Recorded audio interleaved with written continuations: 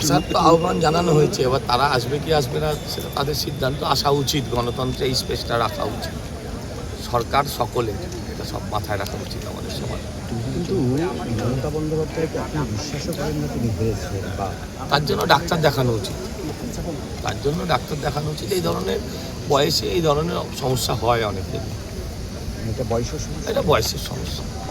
দাদা holding centre নিয়ে holding centre আবার পুশব্যাক করে বাংলাদেশে হাকিমপুর সীমান্তে দেখা যাচ্ছে দলে দলে বাংলাদেশিরা জড়ো হয়েছেন, দেশে ফিরতে চান, বাংলাদেশি নথি হাতে নিয়ে বসে রয়েছেন ঘন্টার পর তাদেরকে ফুল বেলপাতা দিয়ে বাংলাদেশে পাঠানোই উচিত।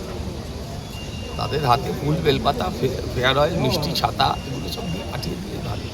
আপনি বলুন না, আপনার দেশে বাংলাদেশি কেন থাকবে? বাংলাদেশি কি আপনাকে রাখবে? যে কোনো দেশ, যে দেশের বাসিন্দা নয় আপনি আপনার বাড়িতে রাখেন না, তো অন্য দেশের লোক এবং তারা ফিরতে চায়, তাদেরকে আর কী করে কেন জোর করবেন? পাঠিয়ে দিন। আর অভিষেক বন্দ্যোপাধ্যায়ের বাড়ি, যেটা নিয়ে এত বিতর্ক, বাড়িতে ঢুকতে দিচ্ছে না এখনো পর্যন্ত, তিনি 10 দিন সময় চেয়েছেন, মানে এখন দেখুন, সিস্টেম সব কিছুরই আছে, উনি সময় চাইতে পারেন।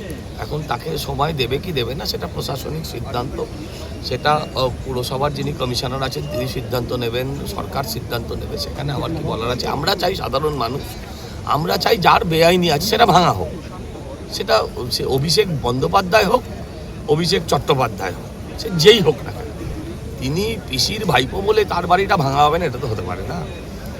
তিনি বড় বড় জ্ঞান দেবেন, আইনের বুলি শোনাবেন, হ্যাঁ ভারতবর্ষের সর্বোচ্চ আইন প্রণয়ন ব্যবস্থার তিনি একটা অঙ্গ হবেন, আর তিনিই বেআইনি কাজ করবেন, এটা কেমন করে কথা?